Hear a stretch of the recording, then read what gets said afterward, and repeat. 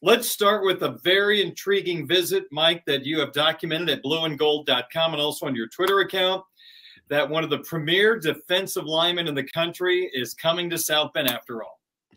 Yeah, Darren, I feel like of all the players we've talked about in recent months, Justin Scott's got to be number one. I mean, we spent a lot of time talking about him since the turn of the calendar year. And is he visiting? Is he committing? What's the deal?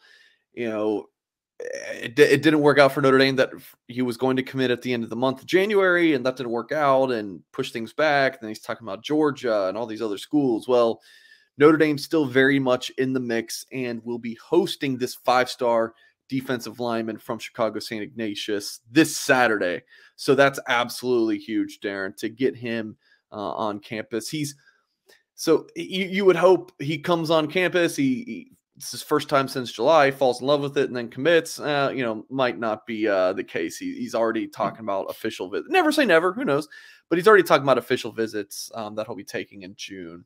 So it looks like, Notre Dame, Ohio State, Georgia, maybe Michigan. Like those are some of the key schools battling. I know Miami is targeting them heavy. So, Darren, it's definitely good for the Fighting Irish to have this five-star elite talent from their backyard back up on campus this weekend.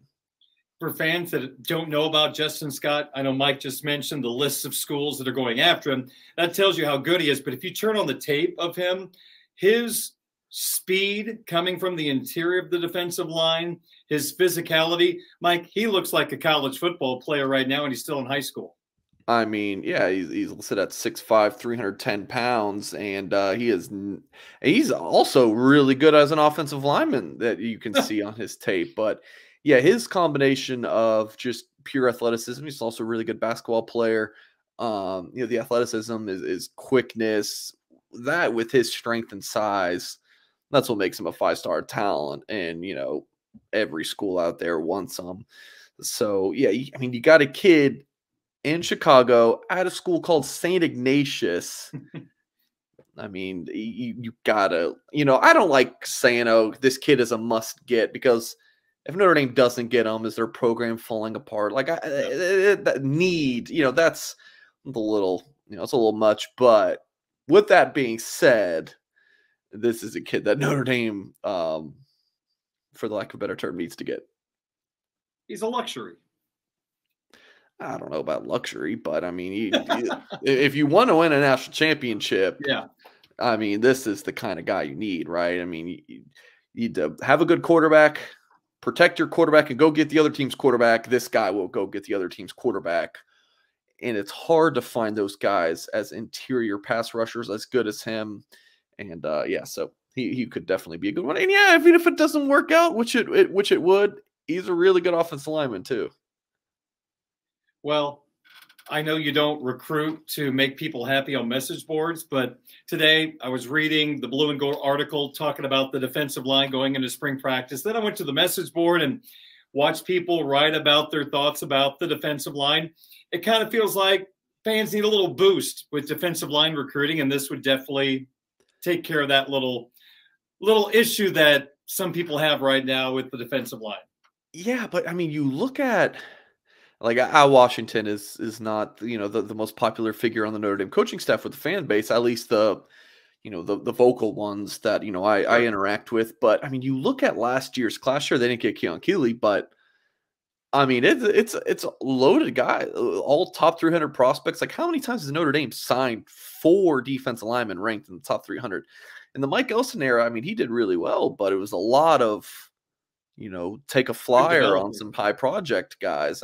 He definitely developed a lot of them, but you also had like Alexander Ahrensberger sprinkled in there, so I think that, the 2023 defensive line class was really strong, Darren, for Al Washington, and it's off to a pretty decent start in 2024, and Scott obviously would be the crown jewel of that. Okay, let's go to Pot of Gold. First, for Irish fans that don't follow recruiting closely, what exactly is Pot of Gold? What is the goal of the coaching staff? Yeah, it's really just a big excitement day for the 2025 recruiting class. Well, I say 2020, it was 25 for this year. It's always the sophomore class. Last year would have been 2024, and the year before it was the first one for 23. So I put the over under at new offers for Notre Dame to send out at 65. Wow. Darren, I mean, I had a decent idea of who they're going to offer, but there was always, oh, they didn't end up offering this guy, which there was a few I thought they were going to, and they didn't. And then there's a couple that they did offer who we weren't expecting. Ended up offering 65. So I'm going to give myself a pat on the back. Vegas might be calling me here soon. But so, yeah, it's a day. It falls on St. Patrick's Day. Notre Dame just works the phones like crazy. They're offering a bunch of new guys. They're getting in contact with their other top 2025 targets. Yeah, it's just it has like a mini signing day feel to it. Notre Dame has this built-in holiday of St. Patrick's Day, and they definitely have been using it to their advantage. Just a quick takeaway, of Pot of Gold Day, Darren. I would say it's the quarterbacks. When you offer 4 quarterbacks in one day, it's definitely notable. And I do want to say some of the kids I talked to, they picked up, like the Notre Dame staff told them about the offer days ago, if not months ago, weeks ago. Like, so they say, hey, we're offering you, but can you post it on Pot of Gold Day? Like, because they explain the significance of it. So George McIntyre, nephew of Florida International head coach Mike McIntyre, he told me he got the offer from Notre Dame, and I think it was January, February. But they talk about Pot of Gold, and hey, this is when you announce it. Because I mean, there's no way Notre Dame can offer get on the call with 60, 70 kids in a single day. Like, you just can't. There's no way you're going to do that. So yeah, offered Cutter Boley from Kentucky. He's visiting Notre Dame soon. George McIntyre is supposed to be visiting in a couple weeks. You have KJ Lacey from Maryland in Alabama. He's 5'11", 165 pounds, but oh my gosh, this kid's got a rocket for an arm and moves very well. Just a twitchy athlete. And Deuce Knight. So you got Knight 6'4", George McIntyre 6'5", Cutter Boley 6'5". Wow. I mean, you got these big, strong quarterbacks that Gino Guidugli and company are going after. Lacey is just a special talent. Again, he's not that tall, but just kind of a freak show of an athlete. And then Bryce Underwood, the number 3 overall player, number 1 quarterback per this early 2025 On3 industry ranking.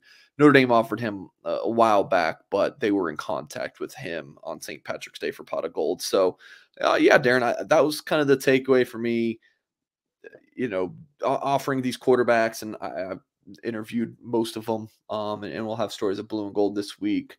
And just looking at last year's Pot of Gold, Darren, there was a few guys who got their offer from the Irish who ended up committing to Notre Dame. So we'll look back in several months from now and be like, all right, look at all these guys who ended up committing to Notre Dame who got offered on Pot of Gold Day. Mike, I'm wondering, is that a change in philosophy, and they've got that many quarterback offers out so soon? Is that a little different than in past years under a different coaching staff? Yeah, I mean, if you look at the 24 cycle, now I know Carr committed so early, that kind of changed that, Sure, the trajectory, but only 5 quarterback offers out last year. And Notre Dame has 7 in the whole cycle. Notre Dame only has 7 out right now. 2 of those I don't expect them to be really involved with moving forward, and Antoine Hill and Ryan Montgomery. You had 10 in the 2023 class. They definitely, that whole 2023 quarterback cycle, I might be able to write a book on that, at some point. So it just kind of depends on how late in the process you need to go. It was 10 last year because you didn't get Kenny Minchey late, so you had to keep cycling through guys. In 2022, it was 6 quarterbacks. That one was a mess because they had Steve Angeli early, and then I still have no idea what they ended up doing because they wanted maybe a second quarterback in the class. But yeah, they ended up with just one. 2021, 6 quarterback offers. 2020, just the one with Drew Pine. So yeah, it just kind of depends, Darren. How early they'll be able to get their quarterback. But I would say 7 at this stage, with 5 that they're actively targeting. I would say that's probably more than we're used to seeing. one offer in the Pine cycle. That's very interesting. I didn't know that. That's I do want very to say there interesting was another information. one, but it's just not listed here. But yes, I think so. Two at the max.